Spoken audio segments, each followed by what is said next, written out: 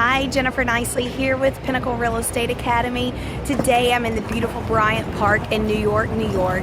My family and I are here on vacation, and I wanted to take a quick second to shoot a couple of videos so that I can have New York in my backdrop. So I think it's pretty cool. Today I wanted to talk to you about reverse mortgages and what all reverse mortgages entails. A lot of people think that reverse mortgages are shady products and that you shouldn't touch them, and I have a different opinion about it. The reverse mortgages were created about 60 years ago. The purpose of reverse mortgages is for those people who did not have savings plans, they did not have 401ks, they did not have pension plans, and so their retirement was completely up to them. And Social Security wasn't enough to live off of, and so therefore reverse mortgages were created. So what a reverse mortgage is first of all, you have to be at least 62 or older in order to apply for one. And you have to have at least 50% equity in your current primary residence. Now, you can have more than 50% and that's fantastic, but you have to have at least 50%.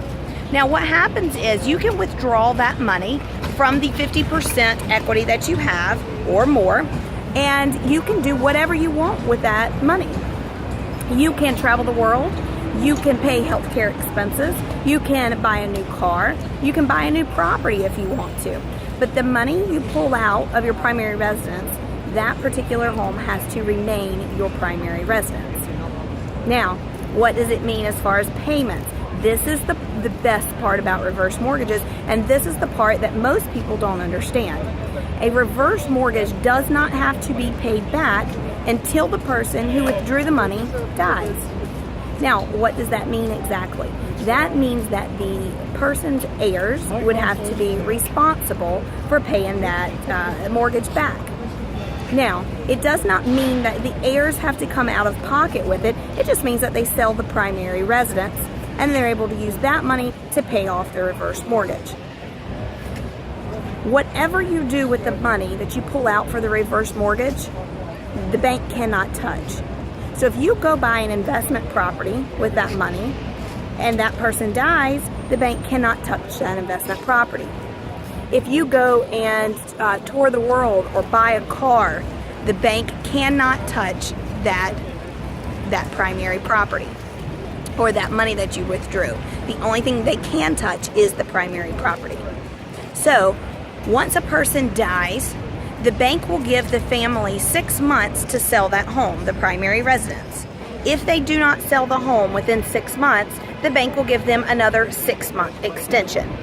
After a year, if the family does not sell the home in a year, then the bank will take the home from the family.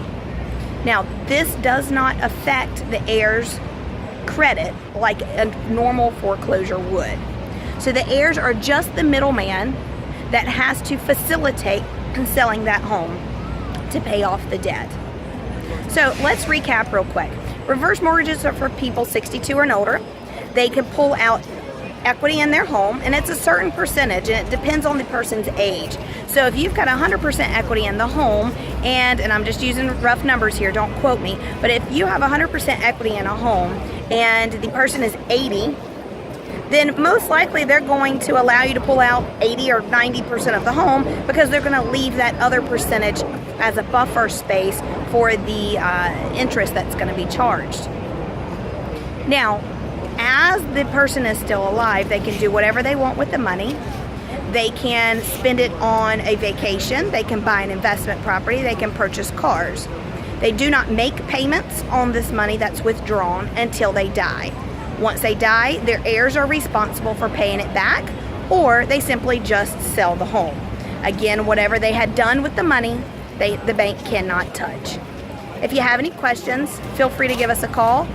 We're here at Pinnacle at 843-410-3340, or you can follow us on our website, www.pinnaclerealestateacademy.com. Follow us on Facebook, Twitter, and Instagram.